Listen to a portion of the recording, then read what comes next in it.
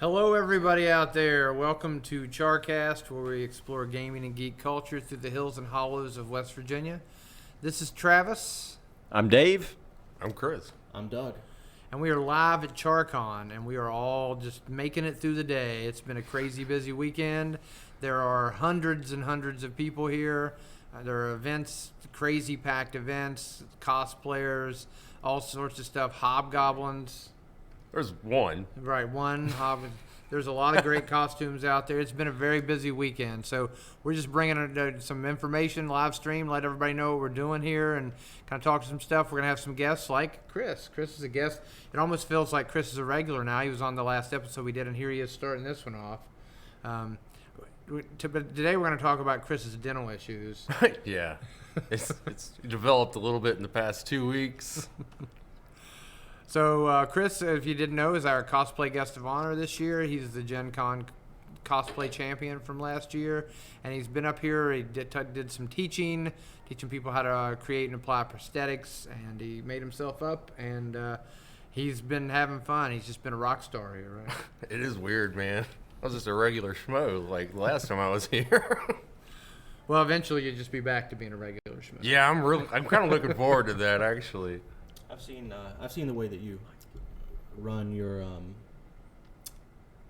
panels, and I like that a lot. I think that got you a little popularity. Having people sit right there with you, not in the audience. Yeah, it's like up close magic. Well, it's I mean, the silicone and resin casting, like, there's no way they would see what's going on, and I was ready to give people gloves and let them cast some of their own, but we did run out of time on that. Did you get someone to let you paint their face this morning with latex? Yeah, dude. We got her name's Ramrod on the her badge. She's at registration. The lady that Brittany. we talked to yesterday about it. Yeah. She had some cool contacts, and she had some teeth, and she had an Apocapunk costume, and I was like, "Do you want to be a mutant tomorrow?" Well, hopefully, she has some teeth. Yes. She applied. She even mixed up the cement and like put them in like the hard way. What like, kind of teeth were they? What are you saying? Oh, like spiky, Okay. mutant teeth.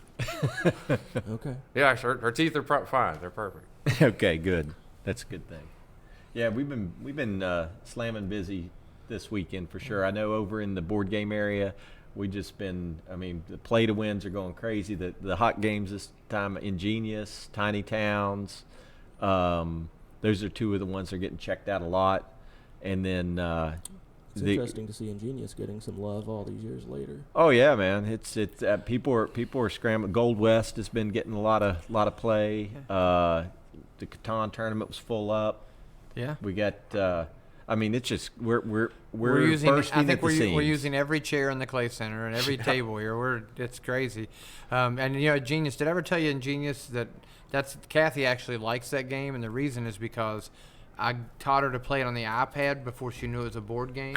So she's got this. She doesn't like board games, but she sees it like a Bejeweled. Right. I tricked her into liking the board game. That was one of my clever moments. Well done. They're few and far between. Yeah. Chris, Yeah. what's been your most fun here? What have you enjoyed doing the most, other than hanging out with me? Oh man, we've been working. It's kind of a whirlwind. The after party scene is really a good time. Like we work, and then we finally chill and get to talk and sip some beers. Yeah, we had some interesting beers this time around. Yeah. We Oh, had the mead. Dude, Bob's mead. the mead was really good. It's the Mountain Dragon Mazery, and Bob, he's down here. They're a sponsor for us this year. Their mead has been available in the Founders Lounge on Friday and again tonight, and he's made some available to some of our patrons at our VIP dinner and in the after party area. And if you're a guest, you can buy it from him, and he'll deliver it to your room. And it's all very good. It's Yeah. incredible. They're serving it. It's pretty good straight. They're serving it with mixed drinks, which are not too sweet, which I like. Yeah. Yeah, it's a very dry mead. Yeah, it's very good. You can tell he takes it as an art. He really loves it. An artist and a scientist. Yeah. Yep, it's good. Good stuff. So, what else?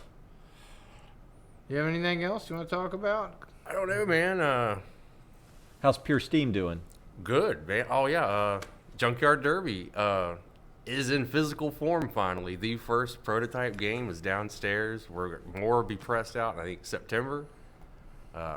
We just ported over everything to 5e, which took the most of this year. Like, these guys are getting together every week, hashing this stuff out, like, remotely.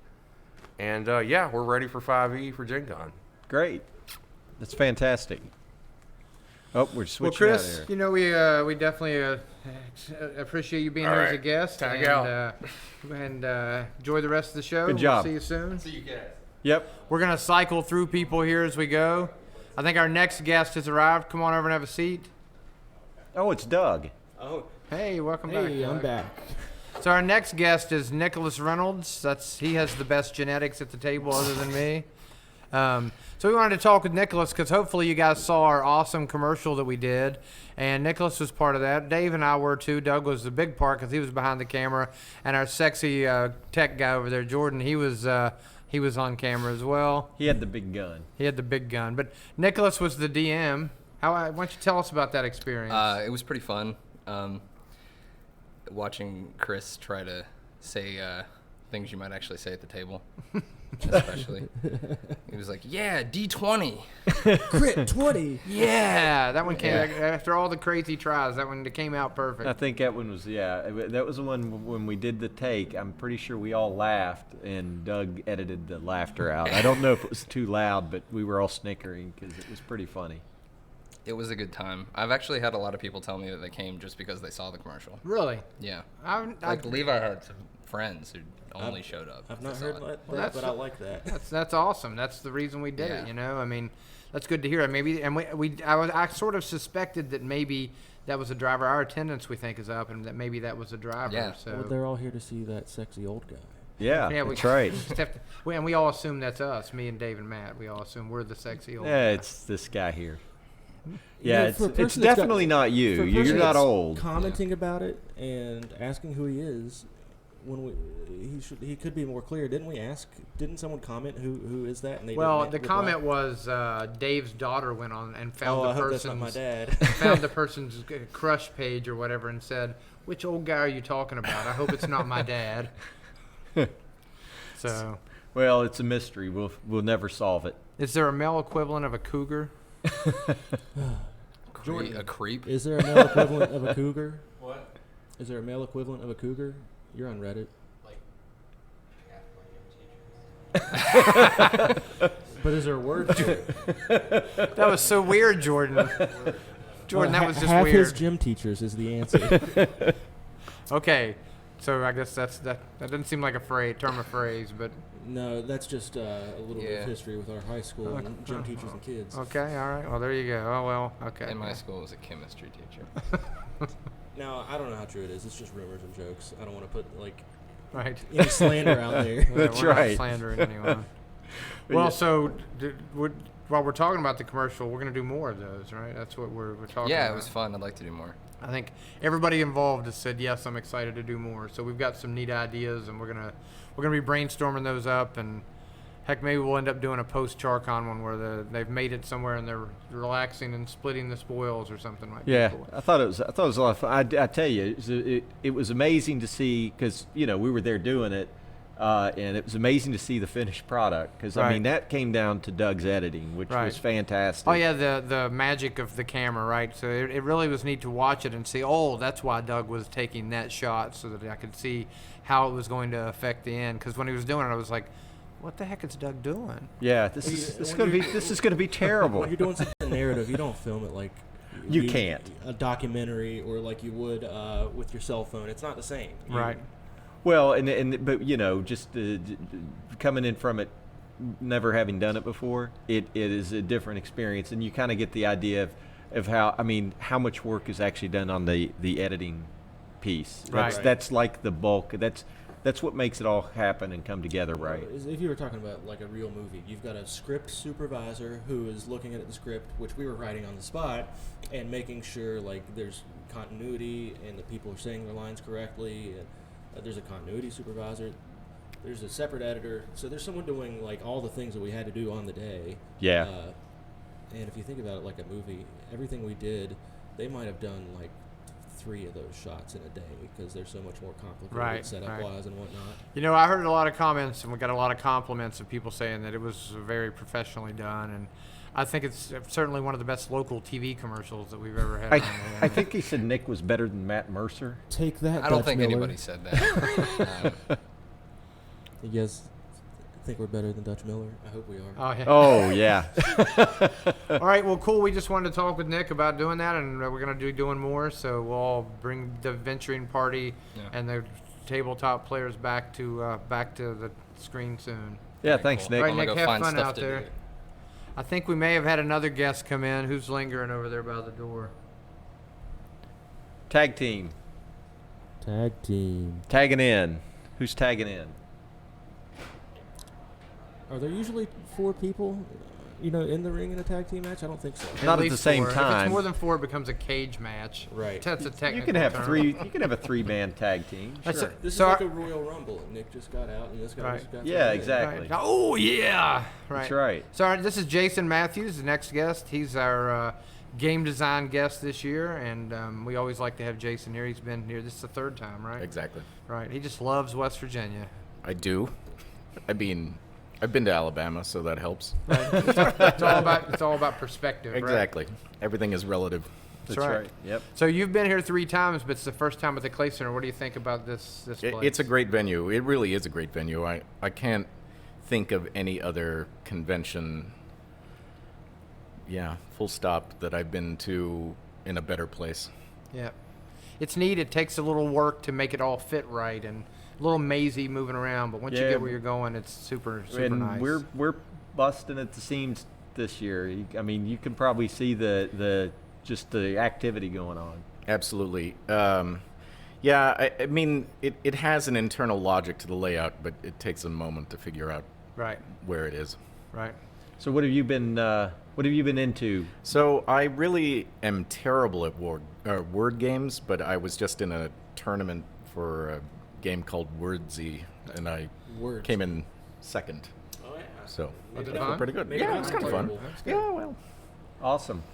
Yeah, I don't do word games myself I don't generally. either. But I that think was one of our regional championships that the winner is going to get to Gen Con. So we've had several of those, and we've had some winners here already that are What's going to be left? going We to did Gen Con. Pandemic last night.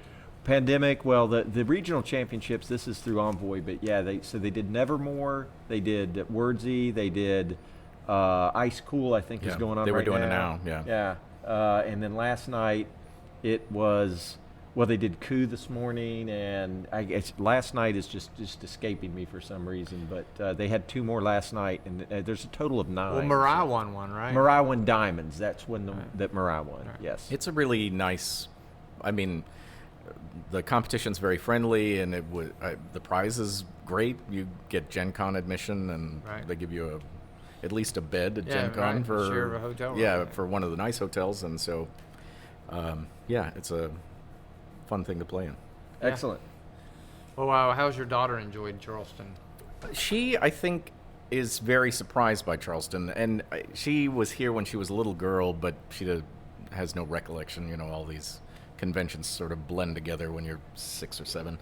But we've been walking around downtown. We had dinner downtown last night, and What'd you try?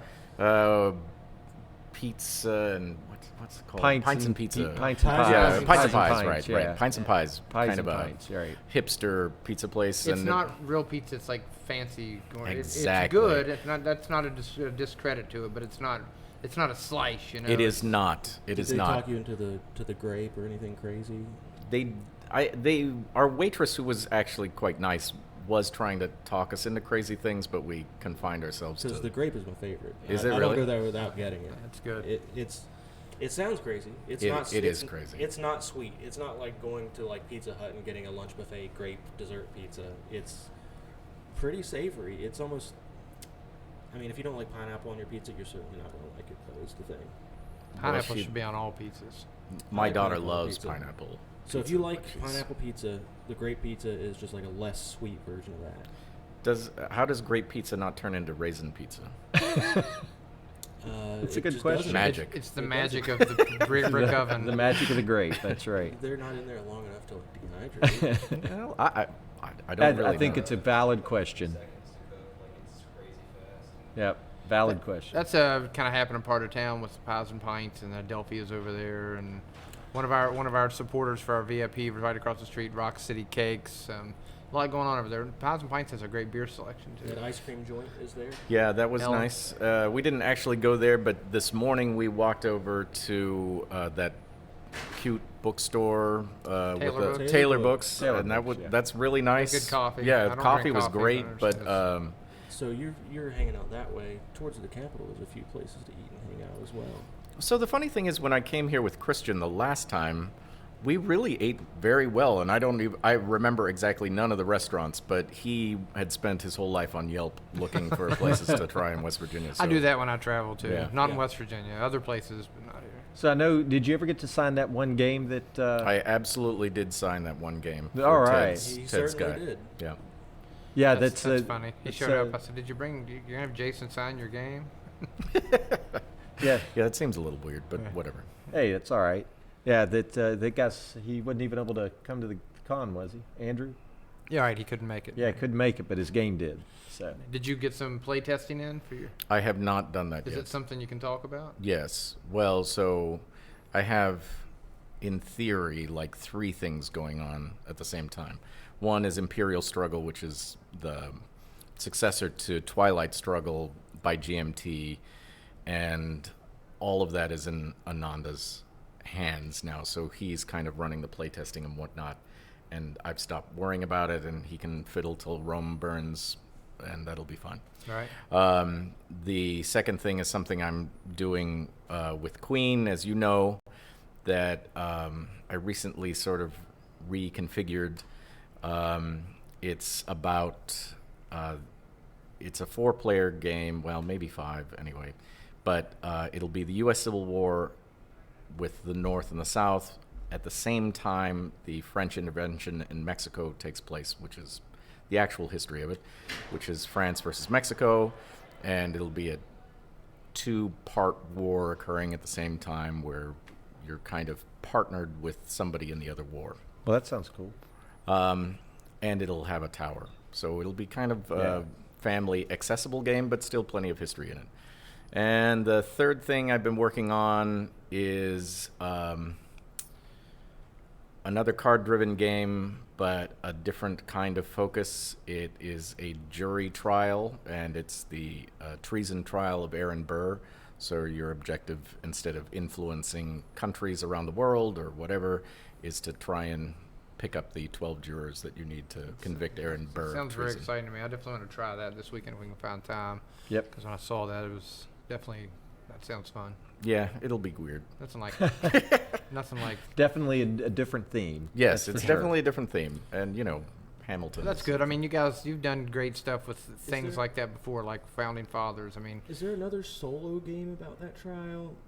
There's another solo game about a historical trial. I'm There trying to is. remember what it It's not exact. It's not about the trial, but it is about Aaron Burr going crazy, and it's called The Hero of Weehawken, and it's by Victory Point Games, and it is a solo game where you play Thomas Jefferson, and you're trying to figure out whether Aaron Burr is actually planning treason, and you need to decide how and when to apprehend him.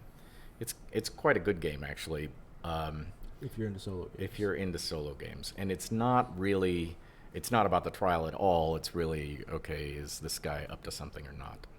By the time they drag him down to Richmond, everyone's decided he's up to something. all right. Well, I think we've got a couple more folks waiting to join us on the stream. I think the guys that are next would like you to join them at some point during theirs. Awesome. We're gonna call Charles up next, and you can chat with them while they're sitting over there waiting, maybe, and sort that out. All right. Jason, thanks. We always appreciate having you. My as a pleasure. guest. Thanks, guys. Yep, Good to thank see you all. you.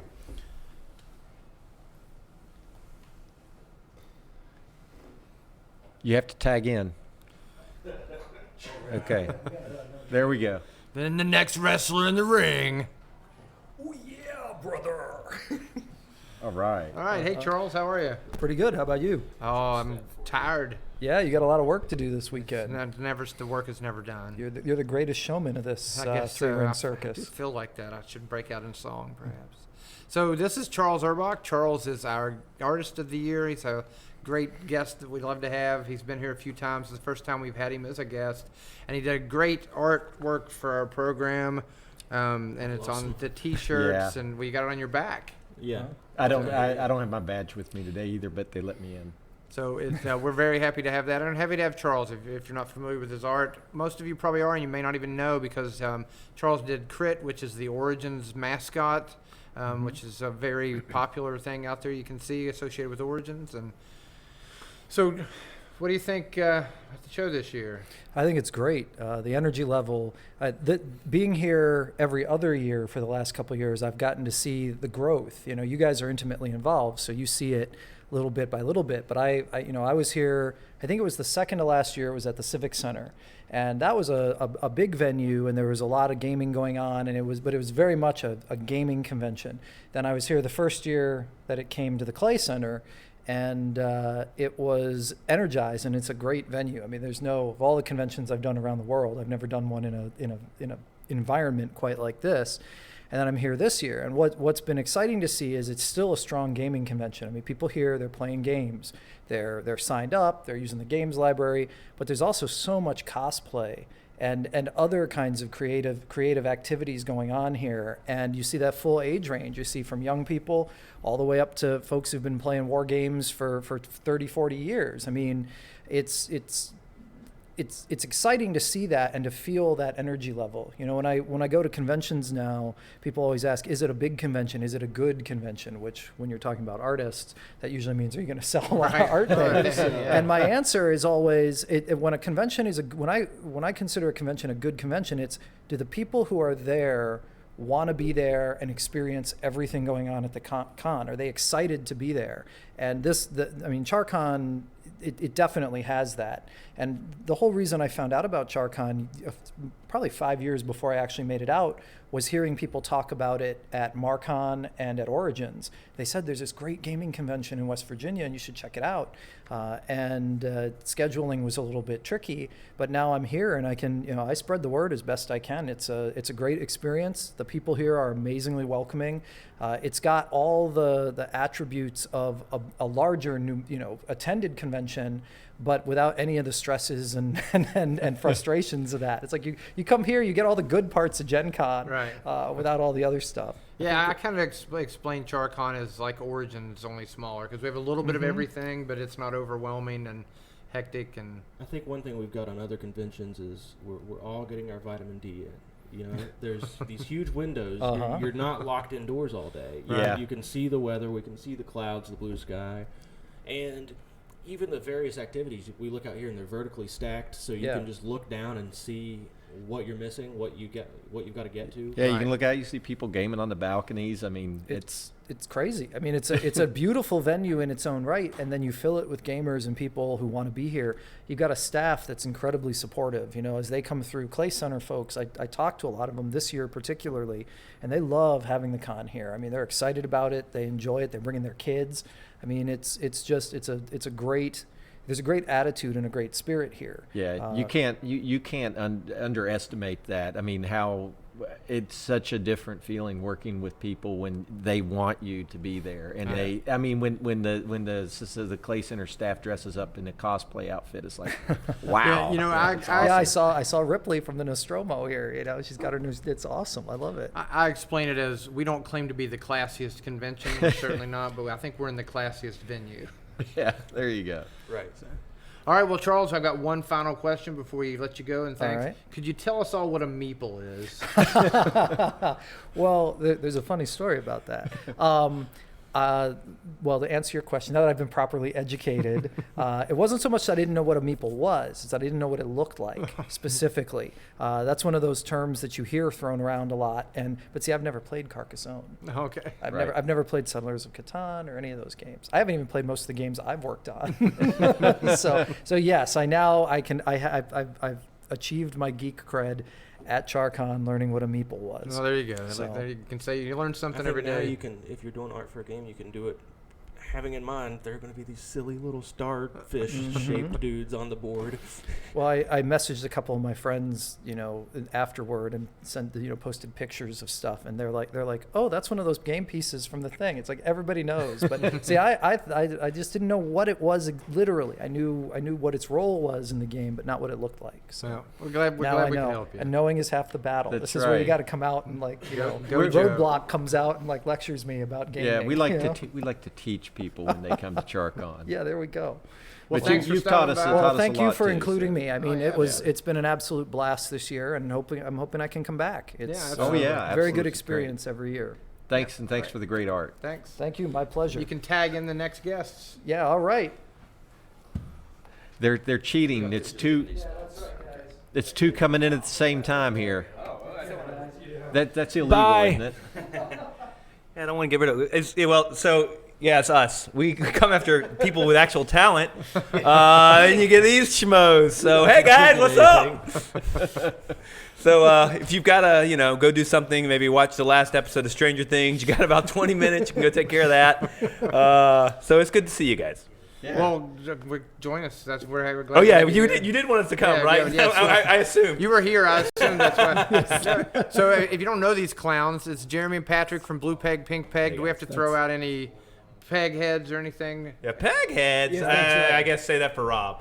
That's So right, yeah, there that's you go. Rob's thing. So I mean, should we talk about Charcon or should we just make fun of Rob free? I mean, we can make fun of Rob. I could do that. Guys, we're going to do a 24-hour live stream. No, we missed Rob. Rob was actually it's been a lot of fun to constantly tell him, here's what we're doing. We're playing games, or we're out in the VIP lounge, or we're going out to sing karaoke, and Rob just keeps saying, I'm having fun too. Oh yeah, I'm having a so good time. Christina's at the beach this weekend. Yes. So Rob is a sad little lonely Rob. Right. We love you, Rob. Which We're sorry. means We're sorry you're Our next episode, we are gonna get it. alone. We are going to We get are you. gonna That's get true. it. It's gonna Well, be merciless. You'll get to tell them all about all the fun you had at Charcon. That's You right. You We just will. have to Rob suck could it have up. come. That's right. Yeah, That's right. yeah. And we are definitely going to recommend that he come next time. We'll Yeah. have to try to bring the whole Well, crew. he couldn't come. He had a really unfortunate professional obligation Right. yesterday that was made it. I mean, he could have come today. Yeah, He because could believe have it or made the not, drive. doing a board game podcast is not our day job. All Yeah, right. It doesn't I mean, pay it's the not- bills. Well, Yeah. believe it or not, running a Shockingly enough. convention is not our day job. That's right. It's all enterprises of passion and everything around this kind of board game industry. Oh, yeah. We Right. do it because we love doing Well, it. as I said, these guys with talent, they can make Right. a go at it. That's right. Guys like us, we gotta just It's you know. enthusiasm. Well, and the funny thing about that industry is the more you get involved, the more non-day job stuff you pick up. Like I Right. run a convention, I'm partnered in another convention, I work for Queen Games. That's right. And then I have a real job. That's Yeah, right. yeah, we're all Renaissance men. The and women. irony here, of course, is that the busier that we get doing game stuff, often the less time we have to play games. That's Right. true. Right. Because Oh, we're yeah. all caught up in running the business and making it better, easier for other people to kind Oh, of yeah, get into the absolutely. hobby. That is so But you true. guys have got to play some games, right? Oh yeah, we have. We have We played some good games. ones. Yeah. And that's we've overheard the Charles and Jason, and this is definitely the experience of getting to play a lot more from other cons that we've attended, because everything's very accessible and the library is significant. Like I brought several things with me, but we haven't really delved into that. That was my emergency backup pile. But Right. we've got access to a lot of stuff. Well, and you Played a guys lot. saw that we have a lot more games to bring. Yes. right? Yeah. we- Oh my heavens. Yeah. We were in the game's death dungeon. I don't know what that is. It was funny. So we go we go to help out, and, just to relay the story here. So we go to help out bring some games, and so Dave takes us to a car, and we drive to a warehouse elsewhere in Charleston.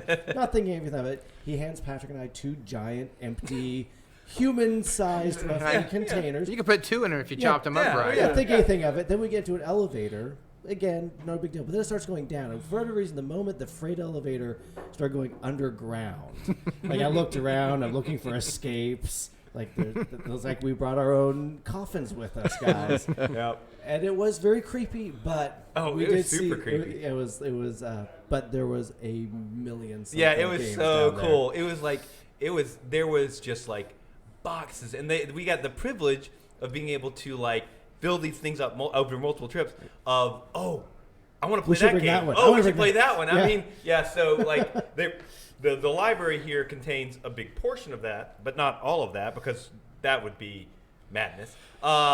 Because there was a lot of stuff down there, so we got to kind of sort out some of the stuff. So that was I appreciated that. That was a really kind of high honor and big thrill for us. But it was an unsettling setting. We joke on our show about our murder basements. That's right. Sometimes We see it in we real were life. like, Best you know murder what, you guys basement." killed it. You guys That's right. win for sure. Yeah. It was very cool. We're very fortunate to have that. So. Yeah. But it was cool. It was, and we've played some great stuff. Though we Right.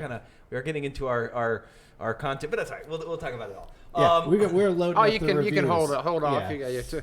We And played some we good can stuff, just though. flow right into yours. We've got kind of a timer set, but we'll just flow right in, and Sure. you guys can take over. And I think I do feel a little bit like we're on a Fox News show. Like this is the O'Reilly factor handing over to right.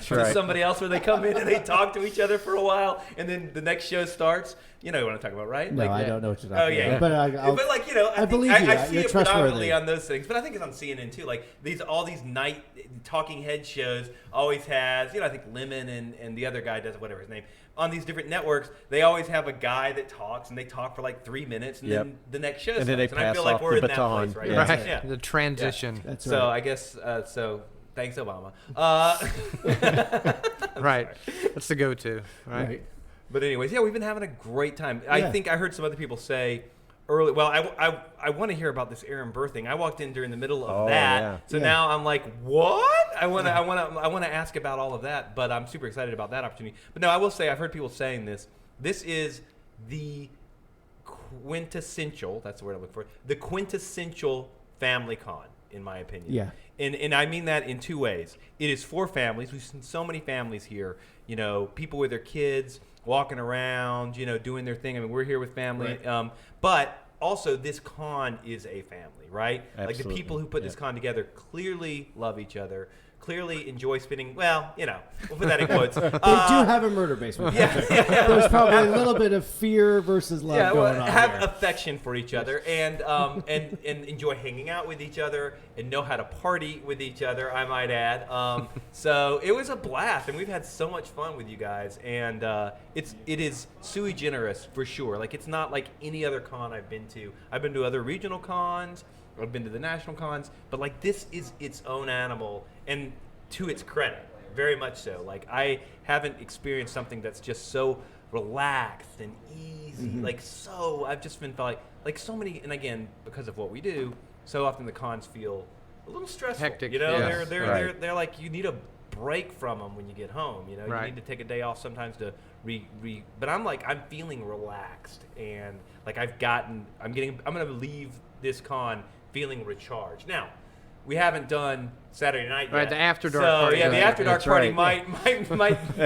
might make me feel less. That's I'm why sure I'm we're- gonna have a wonderful time. That's why we're but I not doing probably this won't on feel Sunday. recharged. Yeah, Yeah, that's that makes smart. sense. That's smart. Yeah. We do get to drive home on Sunday. Though, That's so right. We'll see how that goes. Yeah, that's the one good thing that I can say is I only have 10 minutes to go. Yeah, see, there you go.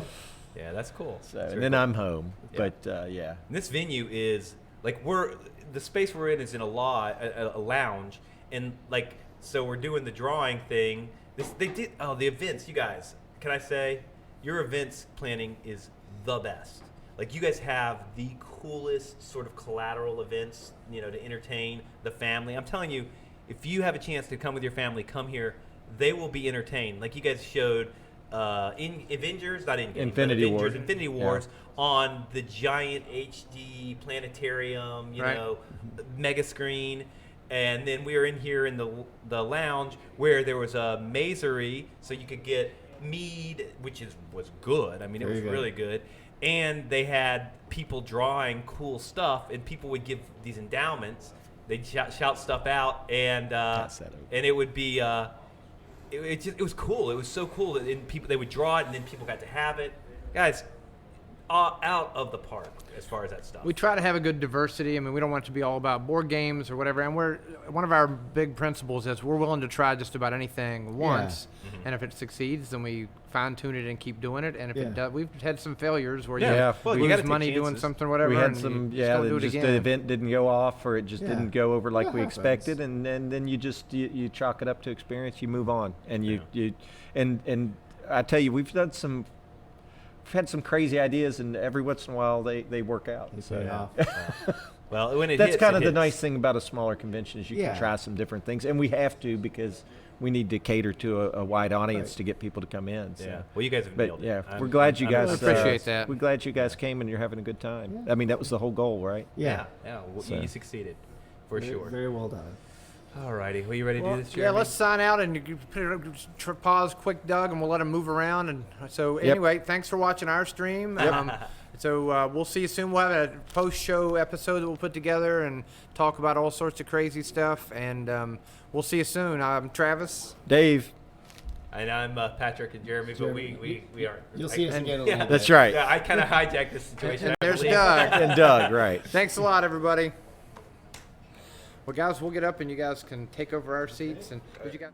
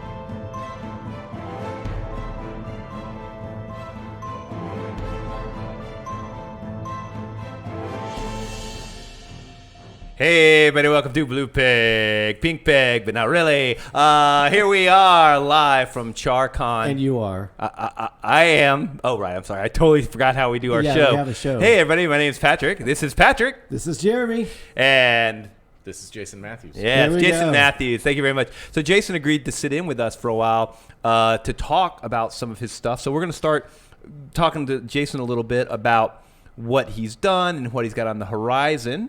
Because I came in towards the tail end of something you talked about that really excited me. And then after I said something about that, they said, well, here's this other thing. I said, well, I'm excited about that too. So See, well, enthusiasm. yeah, It's well, all that's enthusiasm. that's my only marketable skill. So Jason, for those that don't know and weren't listening to the stream just a few minutes ago, is the designer of the incomparable That's right. Twilight Struggle, 1960, Race for the President. I think that's it. 1989, Founding Fathers, campaign manager, Sola Fide.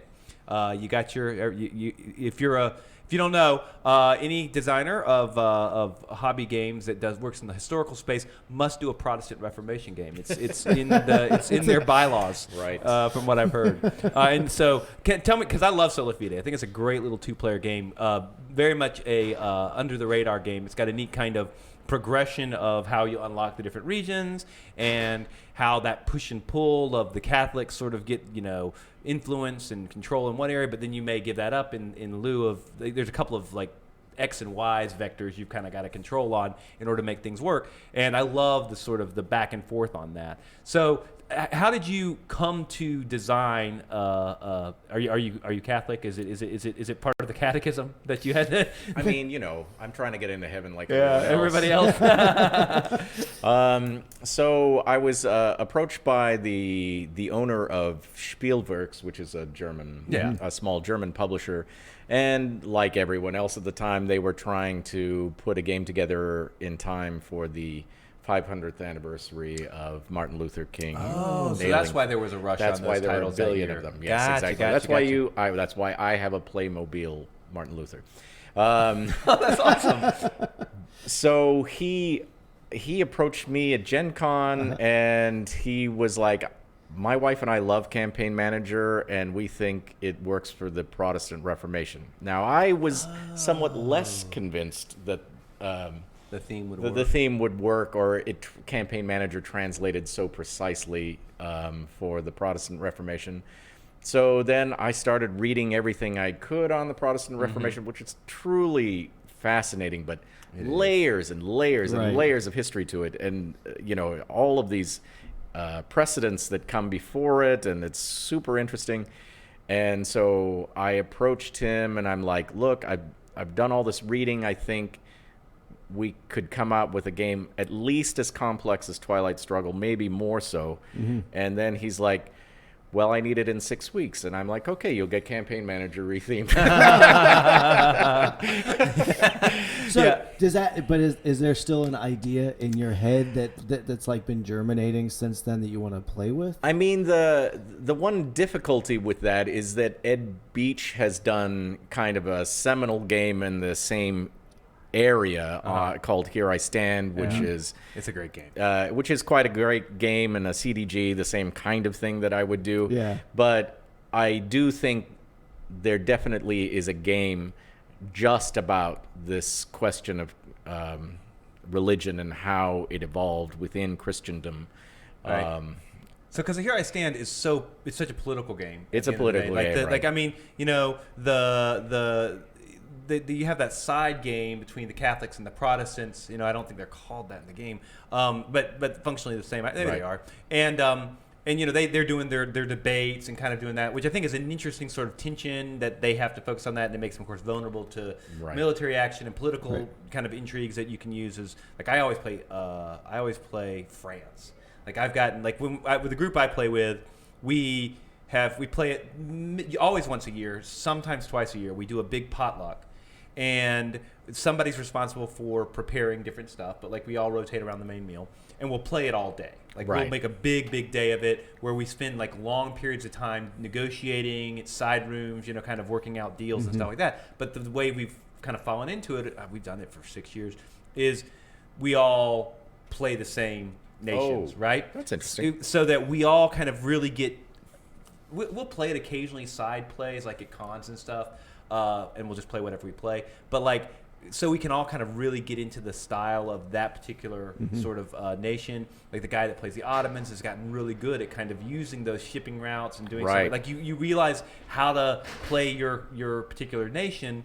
And but anyways, the point being, I would be very interested in something that focuses more heavily upon, instead of all of this stuff around it. Because the thing that makes Here I Stand great is that it is truly a remarkably asymmetrical game with a whole bunch of things contributing to that asymmetry, and that makes it neat. But I think something that plays up in there's so much rich storytelling that goes in just the theological debate that was going back and forth at that time.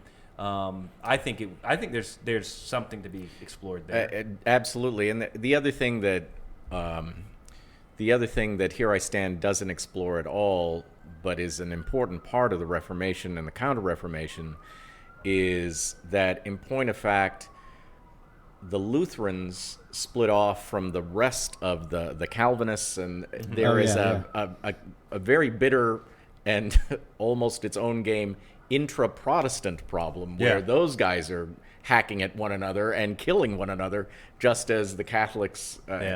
I mean, it's not a particularly pretty part of human history, but it's still intriguing. Nothing that's, right. I mean, all the most look.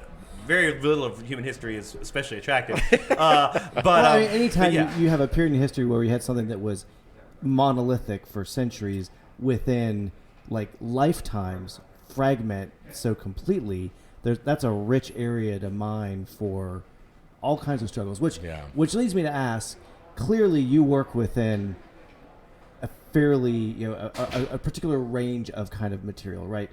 Very political kinds of stuff. Is that because you love that stuff and decide I want to play with board games, or you started designing board games and just said these are things that lend themselves to that? I mean, how's that intersection of those two political ideas and game design work? So I approached the hobby as a war gamer. That's where I came from, right? So I started with Axis and Allies. I got deeply into historical miniatures, and then kind of classical war games, Avalon Hill stuff. I think that a lot of war games ignore politics to their detriment, and as a result, they don't explain the conflicts terribly well. So even today, there are superb war game designers who are doing hex and chit war games, and they're traditional, and they do a great job with it. And the world does not need me to participate in that activity because there are plenty of them already. Right. So I view my contribution to the hobby as trying to emphasize this point. Hey, none of these conflicts are clean of politics. Politics determines almost all of them. Oh, yeah. And so ignoring the political element is to kind of ignore the whole thing, as far as I'm concerned. Right. So all of my games are about that intersection, like human warfare and politics and how they intermingle. Right. I came into Twilight Struggle relatively late, but I kept seeing on the BGG rankings this game, and honestly, part of the reason I didn't get it is I didn't do a lot of 2-player games. So 2-player games, solely 2-player games didn't appeal. So I sort of ignored it. But eventually, I just I can't ignore this game anymore. Got into it like everyone else, fell in love with it. I'm terrible at it. I'm absolutely terrible. The only time I've ever won was when my partner accidentally caused thermonuclear war on his turn. Like, well, it's not. I'm going to take it, but it's not really anything I did. Right. But so one of the things that I think was remarkable about it was, in a war game, the tactics of it all kind of, that makes sense. It's a tactical game. You understand what's happening. Twilight Struggle as not necessarily a tactical game. The historical context of the cards, what was happening on the board still made sense. Like, you managed, I thought, to do a very good job of integrate mechanics of, well, here's this particular pact, or here is this historical event, and of course it should influence things in this particular way, or that's how it should carry out. So it still felt kind of like a tactical game, but suddenly I was like, well, I need to learn more about this particular thing, or what this was clearly very important. So what do I need to know about this period in history that influenced things in this particular direction. I thought it was just you did a very good job, I thought, of integrating the mechanics and the context, I guess is what I'm saying, the political side of it. Well, thanks. That's very gratifying. And I fiddled with those damn cards forever. Yeah. So it took a while to get it to where I wanted to.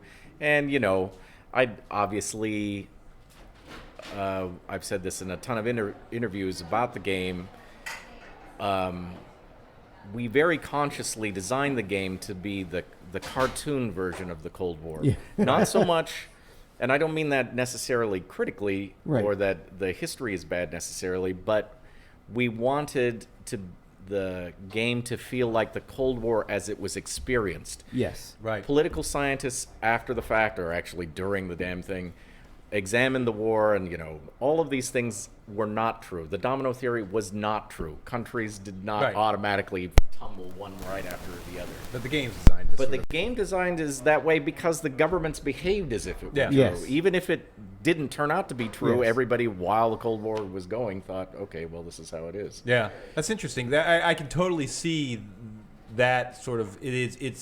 It's the zeitgeist sort of imagining of it. But I mean, in the same regard, like you hit historical points. Like I will say candidly, like I couldn't do it now, but like if freshly after I much of what I know, like I know the Cold War, like I've studied a lot and I know a good deal about it, but a lot of the stickiest parts of it in my mind come from playing that game many times, like it's like flashcards in a way, like you're just like, you're always seeing, this happened in this event and I'm always being reminded of that event in this event. And, and it's kind of when they take place, like they get the historical context of because who wrote the flavor text on those? I was curious about that. Like everything that kind of adds to that. Is that your work or did you guys...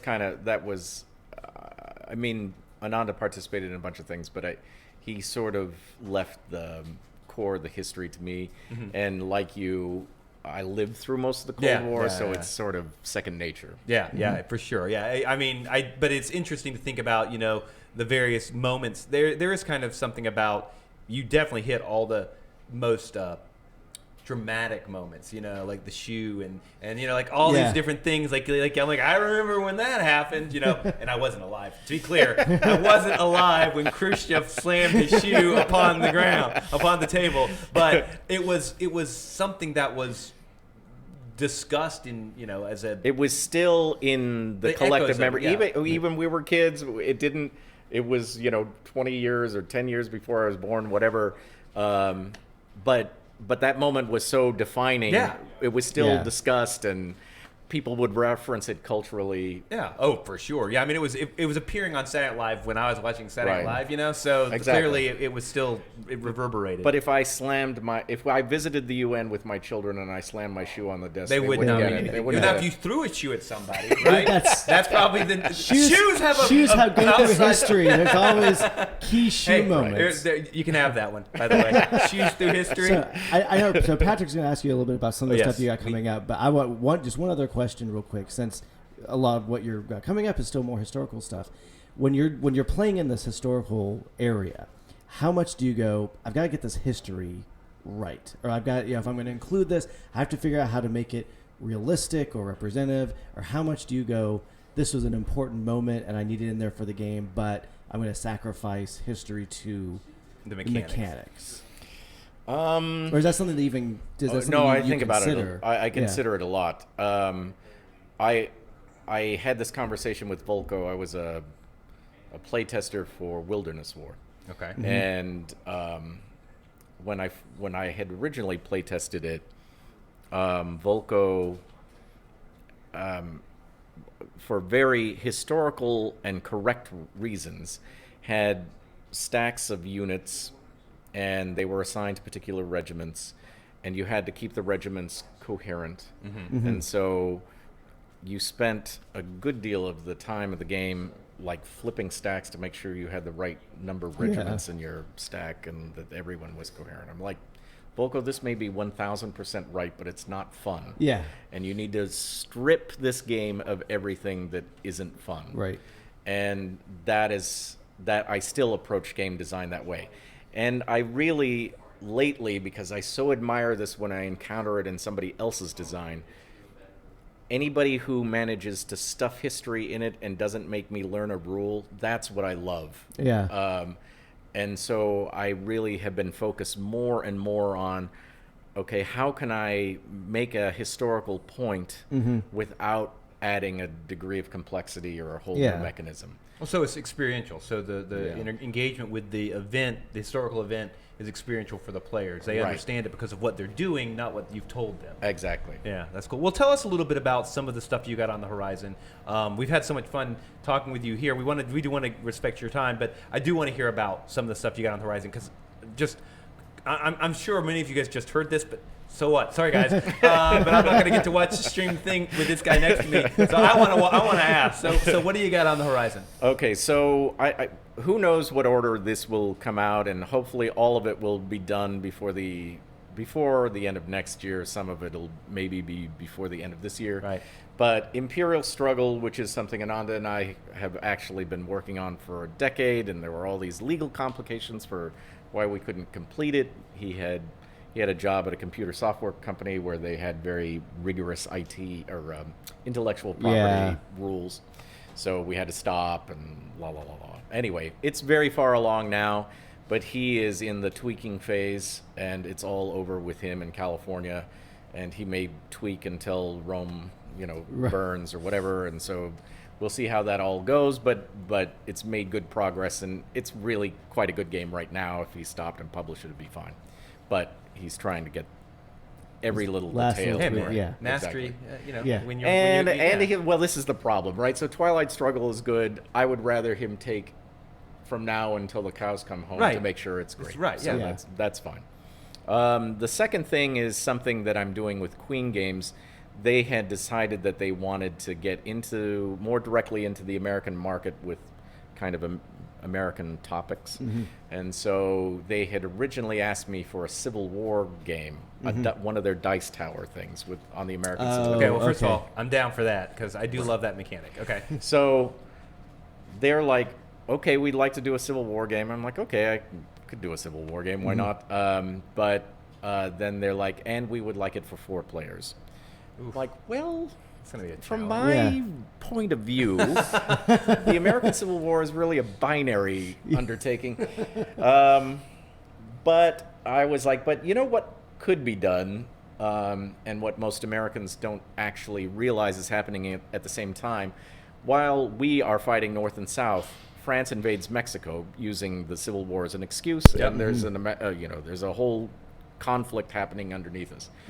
And so I've been through a couple of iterations of this. Now I'm using kind of a coin mechanism with a dice tower, and So wait, it's card driven, it'll be card driven, but there's a dice tower mechanic. but the dice tower mechanic, and it will be the U.S. Civil War and the French intervention in Mexico at the same time.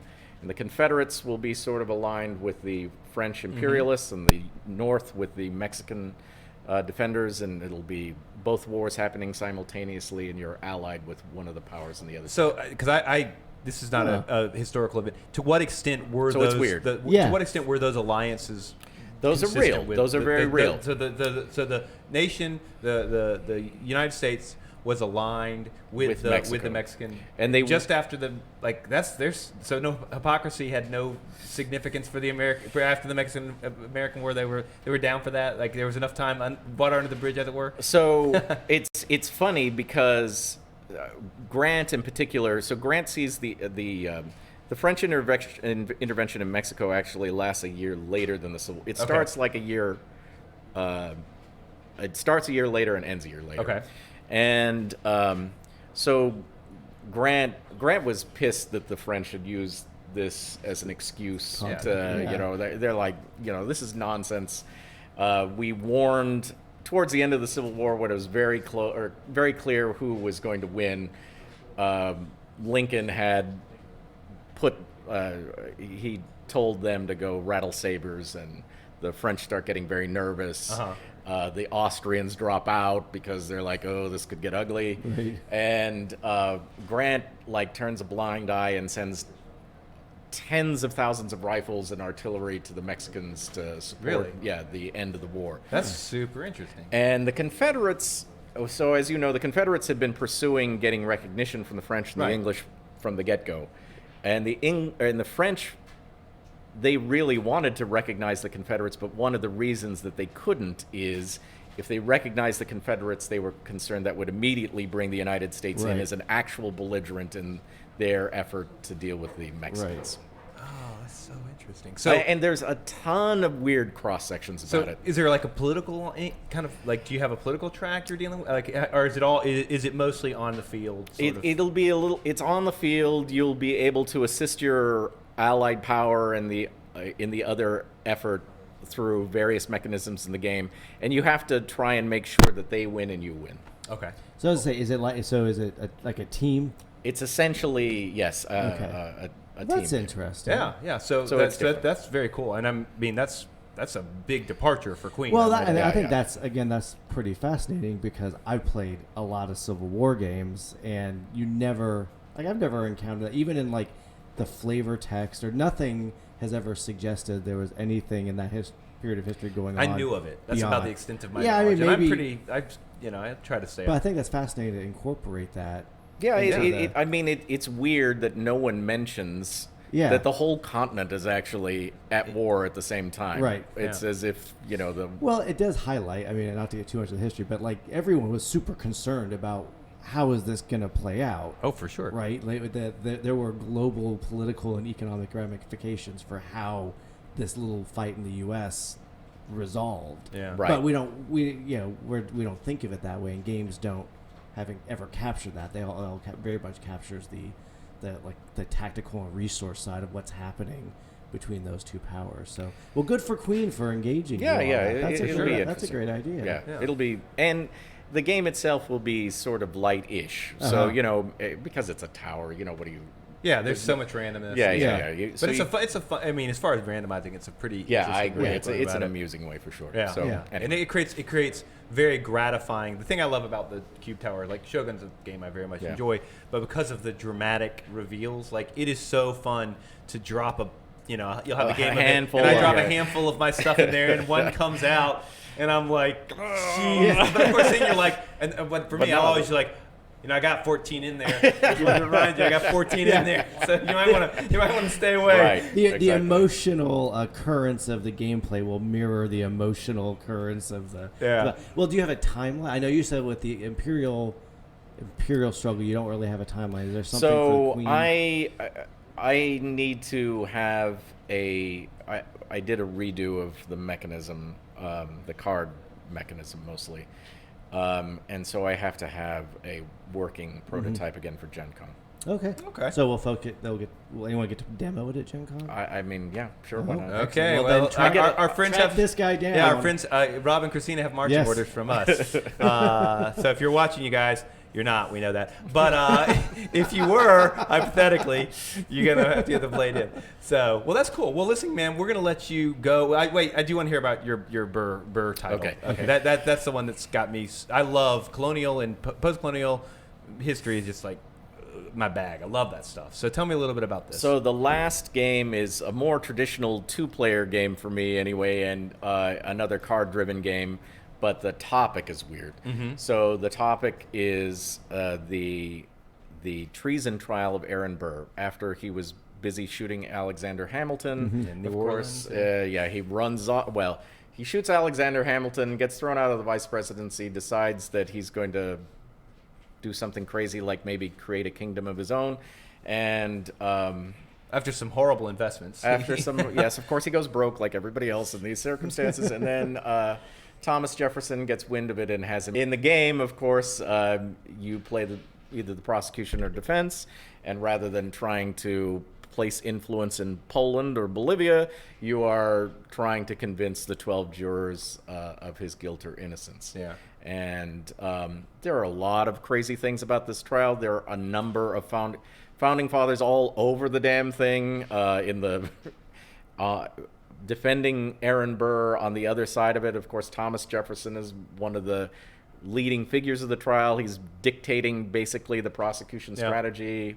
So it's a very, very Andrew Jackson shows up. Washington Irving is there. It's just like a who's who of the Yeah. early republic. Interesting. Yeah, and so but it's a trial game, right? So But it is a trial game. It is a CDG trial I game. love that. I mean, because I will say something that's as an attorney, as a litigator, I've always sort of thought nobody has done, and it's a tough mechanic. I mean, it's tough to pull off, but no one has done a game that replicates in an interesting gamified way the trial experience. There's so many interesting phases. I mean, and again, modern civil procedure very different than what you would be dealing with here. Exactly. But so many the different stages of it, the pre-trial. I've always kind of thought it would be very interesting to have a game that broke up into kind of units of like pre-trial, trial. Like all the trial elements. There's just so much interesting sort of back and forth, and the swings of tactics, and how there's always every trial that is worth a hoot has these massive swings of it looks like one side's really going to do great, and then then things turn around because of the way that the adversarial system is set up. Right. So I'm really intrigued to see somebody like take on, again, understanding it's not going to be a reflection of what I know as modern civil procedure, but that whole sort of process of getting facts before finder of fact, rallying information together, presenting it in particularized ways, trying to persuade people, like understanding sort of the feeling out how your jury's doing and that sort of stuff. I think it's really interesting. There's a lot of interesting mechanics you can explore in that, and I'm really looking forward to. And then add to that the fact that this is a bonkers historical event. Yeah. You are not underselling it at all. It is crazy what happened with Aaron Burr and everything that's a whole different thing, but everything that led up to it was like eccentric, bizarre, nutty. Hoaxsters and people impersonating people from other countries. It's nuts, man. Yeah. It's really crazy and very Sounds like there's a interesting. party game somewhere in there too. Oh yeah, there may be. I don't know. Precursor party game. Well, that's very cool. I'm looking forward to that as well, for sure. Excellent. Well, thank you so much for Thanks, sitting Jason. down My with us. pleasure, guys. It's always a It pleasure was to talk to you. Yeah. Good to meet you Thank both you very at this much. con, and we'll yeah, see yeah, you guys yeah. around. at We've the been pro- talking all. Yeah. I've had a Yeah. blast just hanging out with you, and it's been really great. Great. Thank you guys. Well, thanks thanks. for Well, enjoy coming the out. rest of your time. Thank you. All right. Well, so I'm gonna bump. yeah, you might up come a on seat over here. this way. Can he change mics? Is that going to work out for him? So yeah, we're gonna. All right. That was the valuable part of Right. of it. That was- Now we're gonna go. No, actually, we have some.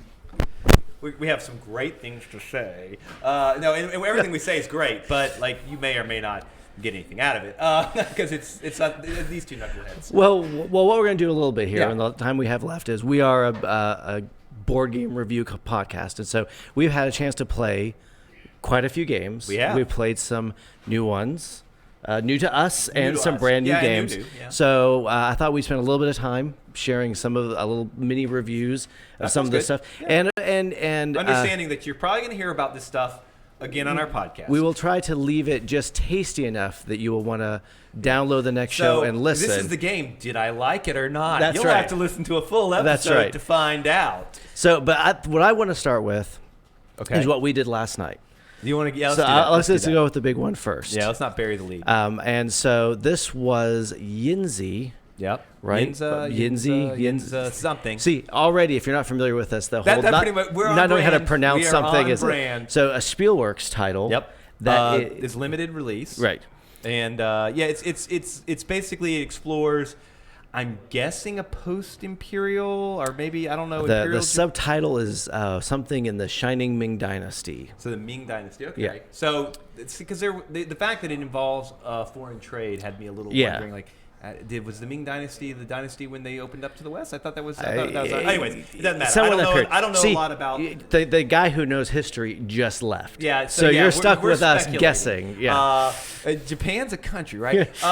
So in any event, it's this trading. It's about like an it's about economic, early yeah. industrial sort of development of kind of basic commodities, creating commodities in factories, developing. I mean, it had obviously it's not Nippon, but it thematically it felt a little. It felt like Nippon's much further in history. Yeah, and one of the ways it was introduced to us was that it had a taste of brass, which is one of maybe my favorite economic game in terms of for sure. building Yeah, great a game. game that models a fascinating market system. Yeah, it smells of brass. It doesn't necessarily taste of it. No. It's not nearly as deep as that, but it shares one portion of the game, which was one of the mechanics that it took me a little bit to adjust to, not just because it was very early in the morning, right, and I was pretty tired. Which is to say, like early in the morning, but not the first thing we did, rather the last. It was thing the end of a long day that we started Yes. this game.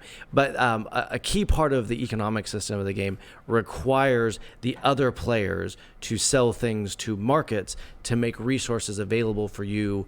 Well, actually, for anybody, not necessarily just you, but they create raw materials that are necessary to operate factories and develop these commodities. So, which I really like, because so many economic games are about manipulating supply and demand tracks or something for pricing, which is great, but there are very few that actually, if a player doesn't do a thing, right, if a player doesn't participate in the market, You could be hosed. You could be hosed. Now, granted, there are good reasons for them to participate, and eventually, in our play, someone who was not doing something eventually got there. But too late for you But to take yes, advantage of it the right. way you wanted to. I made some bad decisions about investing in certain commodity factories that relied on him doing his thing, and he wasn't ready to do his thing.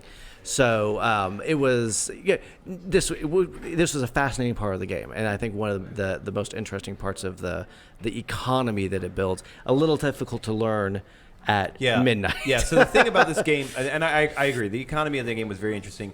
And the thing I found, and it's a very, lots of moving parts. It's one of those games where this happens, and then this happens. Right. Like lots of phases, lots of just things going on, a lot of Right. things to manage within those phases, and a lot of things to think about. Sequencing matters very much. And Right. remembering this happens before this, which happens before this Yes. is very important. And the game was, I looked at the rule book. I ended up looking through some of the rules myself, and the rule book was fine. It was not sequenced in the way that I would have preferred. But I will say this, the player aid was all but useless. They have this one-page thick print player aid, and it didn't tell you the stuff you needed to know. It didn't develop.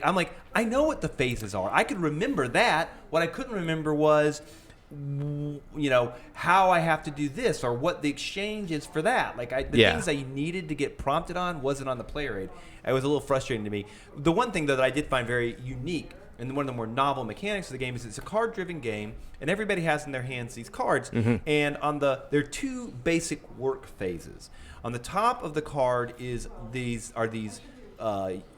action points, basically, that are available to you. And on the bottom of that card are workers. And a number of workers. Yeah, a number of workers. And they're in diametrical opposition to each other. Right. If one's 2, the other's 2. If one's 1, the other's 3. Right. If one's 3, the other's 1. So you're kind of dealing with that. And there's 4 of each of those cards in your hand. And you're going to get 3 each round and play with those. And so you'll play one of the cards out onto a board, which triggers a series of 6 actions. And the power of that action is going to be directly related to how many of those action points are on that card. You can take the action a number of times with some other there are preconditions. ways you can modify that. But you can take that action a number of times equal to that those action points. And some actions have multiple sub-actions. So you can do one part of the action with one of those action points, a different function of that action with a different action point. Some others are just straight up sell 3 times to the market. The thing, each epoch, you can only do those actions once. So if I use a 1 on that, I can't later go and do a 3 on that. Right. That's my action for that turn. And there's some other ways you can finagle your way to maybe do that through other things, but generally speaking, the most straightforward way to do it, that's closed off to you for that epoch. And so I think they're called epochs, years or whatever. There are 3 of them, 3 years within the course of the game. And so you'll play that down, but then you get workers out of your supply that go into that box. And where they're located at that point doesn't much matter, but what matters is they're clustering. Right. So I've got a group of 2, or I've got 1, or I've got a group of 3, and you have to place them in that group. So then, and you don't have to necessarily do it in this order, I mean, you will have to play one action card before you can play any workers. But you can conceivably play an action card, get your workers, play your workers. Or you can play all your cards or whatever. Right.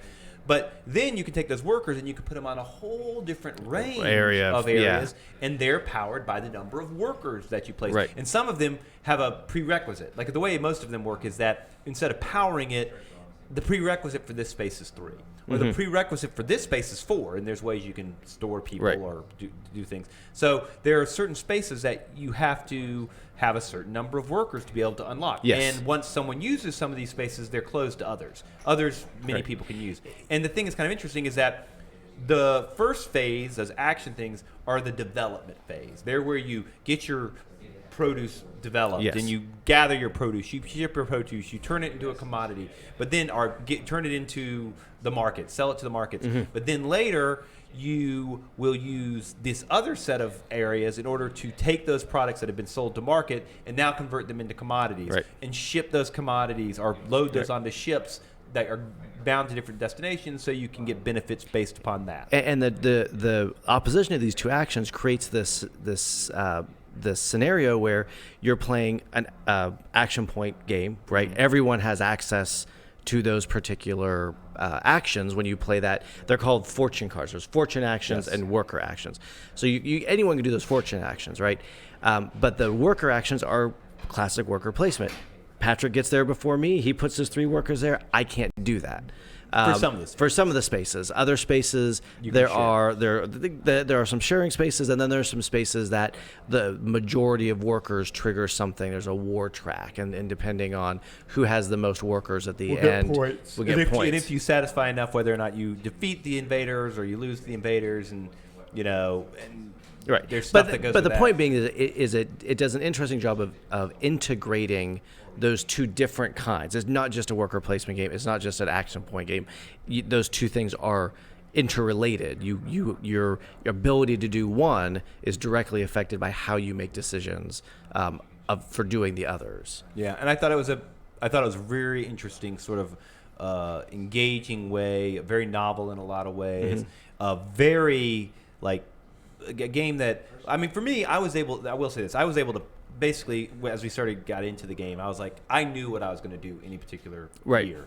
Like there wasn't a lot. There are spaces that can be blocked out, and your commodities, your goods that you need could get used by somebody else. Somebody could go to your factory if you've done certain things, and now you can't use your factory, and that may be a problem for you. Or you meet a demand on a ship, and then that ship leaves port. Right, and now you've got to deal with right. Yeah, and I would say there's lots of player interactions, but generally speaking, there's enough going on where I could plan out a path for most of the round, and I had a pretty good clear sense of what I needed to do at the beginning of each round. I may have a couple of variables that I needed to sort out as things happen, but generally speaking, I found that it was very satisfying to be able to act pretty quickly. Like I had a pretty good sense. Yeah. Like I'm not spending each and occasionally I would have to sit back and think through. Okay, give me a few minutes, guys. But I thought my turns went pretty quickly, and I think if you play with a group of people who become familiar with it, it went a long time for us. And it's a long game. Don't get me wrong, but I think it would move a little bit quicker. I want to be now. This is our experience. It was an hour to teach, and we played for 3 hours until 1 a.m. So I was not at my sharpest. But I think Patrick's right. The teach was terrifying. Like insofar as every time we thought we'd kind of gone through the mechanics, they'd point out another area I'm on like, the board. Okay, I got this. So in my mind, I'm thinking, okay, I got this. I can do this. Let's start playing. And obviously, I wasn't saying that. Yeah. But because I'm not that guy. But I mean, I'm a lot of other guys. Don't get me wrong, but I'm not that guy. So we. But I think that, and then it'd be like, and then there's a whole other phase. Yeah. And then I think, You're playing this. Okay, now we're done. You're getting your head around this. You're getting your head around this economic game, and then they say the war track, and then the routes track. You're like, what is going on? Yeah. So the game for us took a long time, and I suspect that a first play, particularly with inexperience, it's going to be a long game. I don't want to understate that. That said, by the end of the game, when things were starting to click for me, I pretty much knew my plan A and plan B by my turn. And so I was able to resolve whatever that complex thing pretty quickly. Mm-hmm. The only times it ever took a while was when I got the rule wrong. because And we were learning it. and there were a then couple we- of things that I was like, oh wait, you can't do it that way. Yeah. Or like there was one thing I realized later in the game. I was like, what? You can do it that way? Oh man. Yeah. I won. We got it. Yeah. We gotta let people. I am that guy. You gotta let the people want to know. Anyway, I was pretty impressed. It is it is one of the deeper economic games I've played in a while. The whole as a whole separate discussion that we won't get into now of the why are there there's 1,000 copies and it's $100 game, and so this is a difficult one to get your hands on. Yeah, I mean, I'm we sure knew that- someone fortunately who tracked us down to play this with us, so we didn't have to. We didn't have to go through that rigmarole. Somebody actually tweeted to us on our Twitter feed when I saw you put it up there, and they said, "Is it worth $100?" And I mean, I'll say, I can't really say definitively. I've only played it once, so I can't. But I found it to be a rich gameplay experience, and I think if you have a group of 4 people, I think 4 really is what you need to be doing with this game. Because I mean, I think it would work with 3, but I really think 4 is ideal. If you have a group of 4 people who like a game of that depth and complexity, and again, there's games far more complex than this, don't get me wrong, but you like a game of that depth and complexity, then, I think I could see you guys having, getting, at least 10 good solid play sessions out of it within a short period of time where you're still enjoying it, and then maybe you might have to take. I mean, that's my gut instinct, right? Is that I think at some point it may flatten out, but I think there's a lot of game before it does that. So and it's going to be a long game. I mean, maybe this is a 2-hour. Yeah, I think 2 a hours. 2-hour is something realistic. game. So I think you will get a lot of it out of that 2 hours. I would like to at least play it one more time Yeah, I think if before you're- I said anything specific, just to make sure that my exhaustion experience wasn't overly taking temper. influencing. Yeah. Yeah, I think if you like the complex lesser games, if you like, Yes. some of the, a great Zimbabwe, Indonesia, then I think this would be a game that would be gratifying for you to play. I don't know. I think this is largely academic. I think all of the copies that are available have been sold. So Oh, really? It's not, is it worth? Find a friend. Yeah. I mean, Make if you a know friend. somebody who has it, then I think it's worth. You can count yourself lucky. I think if you bought it, I think you'll enjoy. You'll get good value out of it. I think you'll enjoy your investment. I think you'll get $100 worth of pleasure out of this game, notwithstanding that it's a very high price point.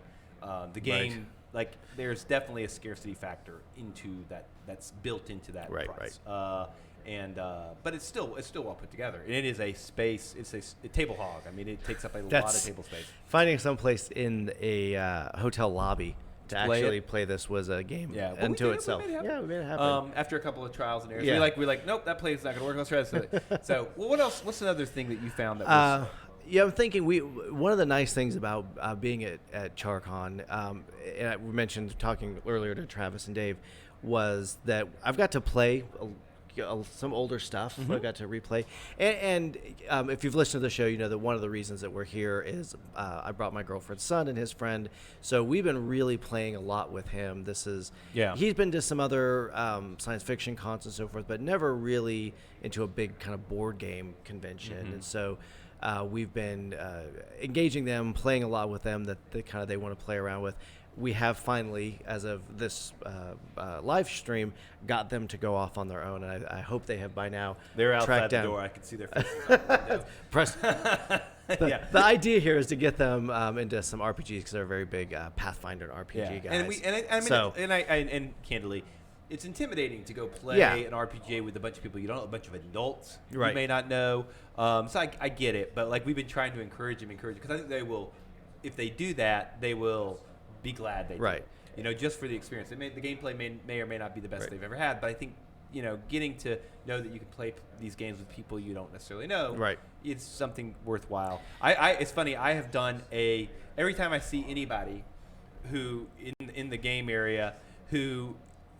Because we're here as guests of Charcon, very generous in that regard, and so we've been trying to be ambassadors. So every time I see anybody who is reading a rule book and I know the rules well, I've taught Tiny Towns a couple times. I've taught. You're doing Gold West I did out. Gold West a couple of literally right. That's why I came in a little later than I was planning on because I was teaching Gold West. Taught that a couple of times. Ingenious several In times. moments before Gold West. Yes, yeah. So I teach a lot. I've been teaching a lot of games, which is fun. Right. I really get a thrill out of introducing people to games I like. You know, they think are cool. Right. Oh, wait till you see what this is. You know, I get a kick out of that. We played. I was pleased with Fleet the dice game. Yeah. Yeah. So we played Fleet the dice game. A little roll and write. I'm not going to get into too much because we'll probably be talking about it. I kind of think this will be something I want to talk about in greater detail on the show. But it's a really neat dice game that has tons of options. Like the choices you can make is more than typical for a dice game. To my mind. I think so. And sort of the engine building. It's a longish dice game. Like there's 9 rounds, I think, in it. 10 rounds, and it has rated multiple about phases. It's rated about 30 minutes, which I think it's on the low side. Is it's probably I mean it's a little definitely longer in than there. 30, I think, because it's got a lot going on. I was impressed. I thought it was a really neat roll and write game. Again, we'll talk about it in greater detail on the show because I think, you know, hey, if you listen to this, you're going to get a little preview, or we're going to be doing a roll and write suite. There you go. And so we won't be reviewing Flight, the dice game, but I think it'd be a good thing to talk about during my banter section during the show. So you'll hear a lot more about our thoughts of that game. Let me ask you a question. So I taught these guys a game that I love that's slight and small, but still wonderful. What did you think of La Boca? I enjoyed it. Yeah. And I remember, I know you talked about it before, and it's. I'm glad you brought it out because when you've talked about it on the show, I'm not kind of the abstract family weight sort of games. Right. I'm not into them as much as I used to. My Penelope's grown up. The boys are old enough now that we play more complex things. It was trickier than I thought it would be, but you mentioned kind of like big dramatic moments. Some of the moments where I would struggle to try to get a pattern, which the sense of when you get it right, I don't care what my score was. The fact that I still got it right under 2 minutes, and we landed it was pretty remarkable. So the way the La Boca works, for those that know, is it's got a bunch of crazy 3D wooden bricks, and you put a card down, and you and a partner, and you change partners every round. You and a partner, so that everybody partners with everybody else at least twice. You and a partner will be trying to create a image where the image on your card is precisely what you see, and then with the same bricks, the person on the other side is trying to create an image, so the image with their bricks is precisely what they see. So that requires you guys to and yet I don't see what he's looking at, you don't see what I'm looking at. So we have to communicate with each other and problem solve quickly how we're going to arrange our bricks, because it's like, oh, I can see I've got a two pink on the bottom, and you're like, well, I've got none. And so, like, we know, okay, I'm going to have to put this here so that it blocks yours out, so that because it's on a 3D space where it's a 4x4 grid, and so you're placing stuff at different depths, and you're communicating that. And you, like we got one we got it done in 16 seconds, you know? Like, sometimes you can move really fast. And that's the thing that was fun, like sometimes frustrating, but to come off of a play and go, like, we didn't get it, or we had one that we still haven't figured out how they've done it. And then Patrick and Alexander comes in, and 16 seconds later, done. Yeah. Like, I don't know. Well, and I did not win that game, to be clear. I think one of the boys won, right? I think Jonas won. Jonas won, yeah. All that said, it was a lot of fun. Yeah. Like, I really enjoyed it a lot, and I thought it was a very innovative way to go at that 3D spatial, other than just kind of Tetrising a shape. And I've played every one of those cards many times, right? But there's enough in there that I don't remember how to figure one thing out or another. But we just have. I used to play it with Carrie. We would play it, and we would just play through cards. Yeah. We just try to solve the problems. And frankly, playing the same shape with a different person is going to be a different experience. Like, exactly. I don't know that you could even say, like, I know how your shape needs to be, and describe that, and they're not going to execute it, right? There's still going to be the key part of the game, which is how do you communicate how to form the shape, or what are you seeing versus what are they seeing, and how do you make it happen? Well, but the point being, like, that, excuse me.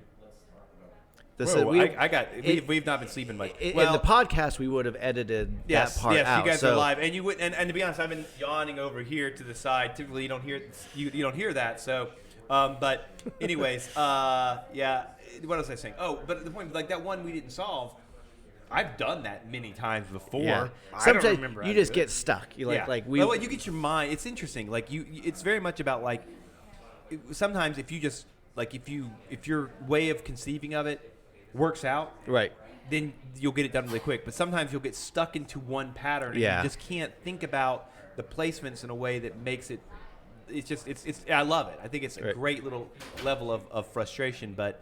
I think it's a fun little game, and then I guess we played a lot of other things. Well, I think the last thing because we're gonna be running up against our time here in a little bit. The last thing I want to mention, and again we'll go a little bit more on this on the show, is Villainous. I thought we'd talk about Villainous a little bit, partly because this is a pretty solid family weight gamerly game that is target mass market and very popular and extraordinarily popular. And I've never played it before. So what did you think? I'm really curious because I have thoughts, and you might be able to get. Anybody want to guess? Yeah. Check on the button below. Press A on your screen if you think Patrick likes it. B if you don't. Thumbs up or sad face, angry in the comments face below. You're right. If you want to subscribe, send me $6. Okay. So the good thing is. I think it's fun playing Disney villains. I'm going to put that out there. Whatever else about the mechanics of the game, it's kind of fun playing Disney villains, and they know player that. Pieces are spectacular. Yes, the production value of the game is remarkable. The expandability of the game, bringing in. Did you notice the art? So each game, each character has their own deck of cards. Right. And the backs of each deck of cards is unique to each They've created character. like It's these brilliant. weird abstract symbols that represent each of the villains. So the basic idea of the game is you're the villains and you are trying to reach your particular win condition. And each villain's win condition is a little bit different. You have your own player board that you're playing out on. You have a deck of cards that you are playing from, and then there's a deck of cards called a fate deck that your opponents will play to your board from. So one of the effects of that. People some characters want to deal with their own deck a lot. But one of the main effects of that it means is like I played the Queen of Hearts because I'm a huge Alice in Wonderland fan. You won, right? So yes, I did one. Only game, single victory at Charcon. Everything that you play on your board is within the universe of your villain. So the cards I'm playing are all about Alice in Wonderland stuff. My fate deck with my heroes, which in this case are the bad guys, kind of are Alice in Wonderland stuff. You were I was Captain Hook. Captain Hook, right? And yeah. So what was your win condition? You had to take certain cards. Explain that. Yeah. So this may be the thing I found the most fascinating about the game is it's not like I'm not trying to kill the other villains, right? Not necessarily. Not the other villains. No, not at all. Yeah. So what I needed to do was the Red Queen, the allies that I brought out, my soldiers, are all of the cards, the card guards, I guess, spades, queens, hearts, etc.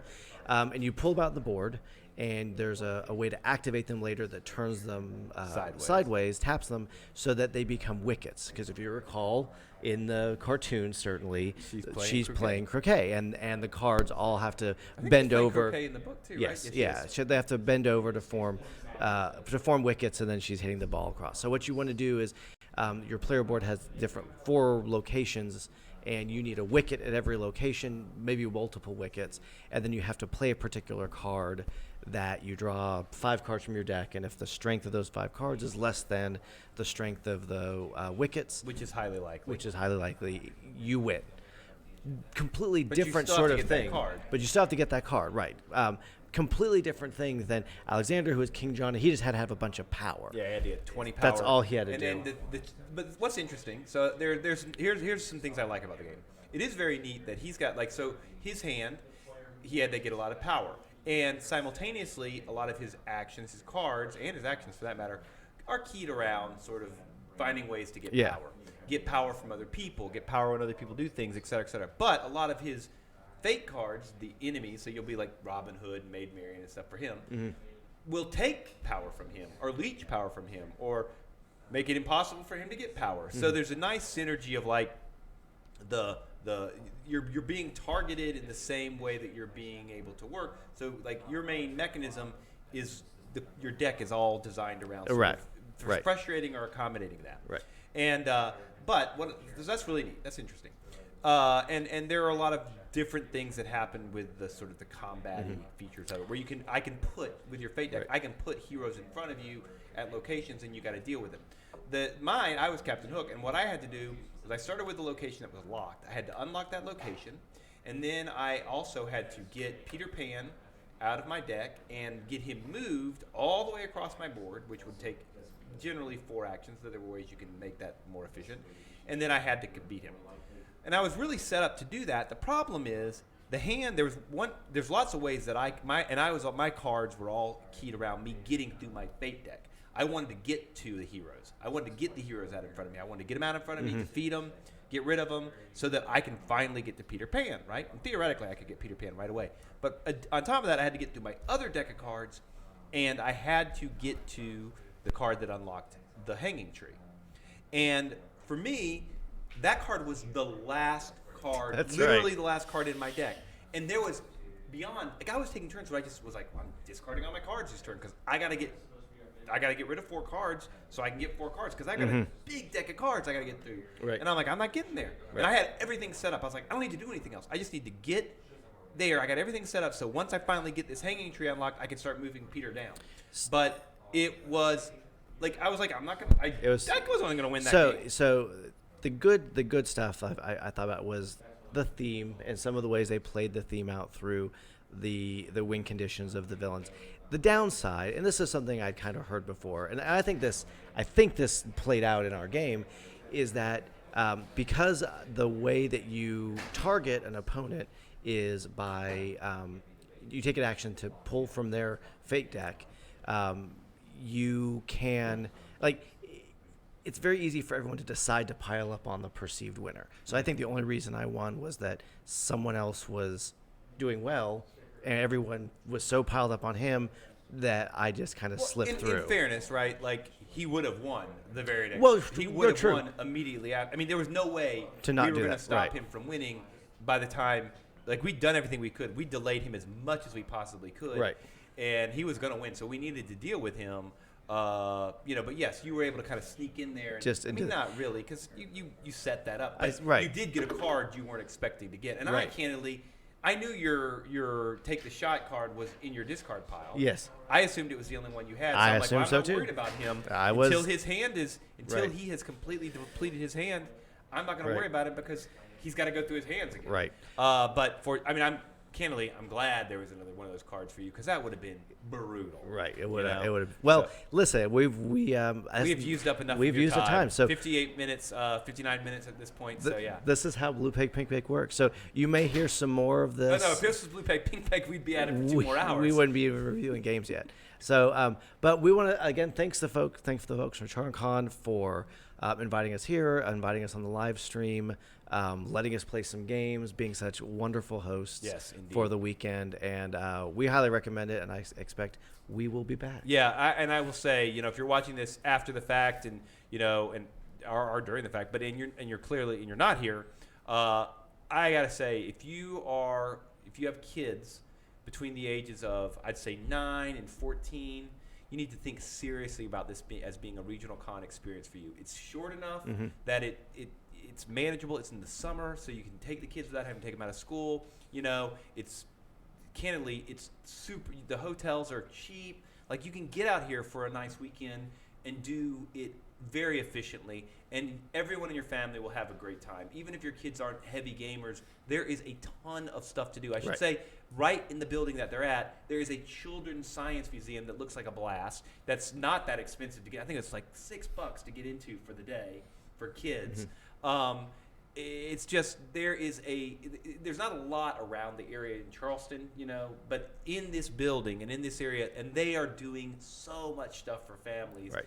It is a great family experience. We highly recommend it. And so if you are looking for a con, you do find out when Charcon's gone on, I would advise you to give this con a try because it is a great opportunity for families to get together Yep. and game. Well, listen, guys, we thank you so much for Thank you. hanging out with us. And what do we say? I guess I guess we should say if you guys are at a con, you're hanging out with some guy with a green nose, and you're hanging out with another guy who. What other guys would we meet? Like in orc costume. Some cosplay X-Men folks. Yeah, and, whatever. and no matter who you're playing those games with, no matter how you're playing those games, remember to Have some fun while you play those games.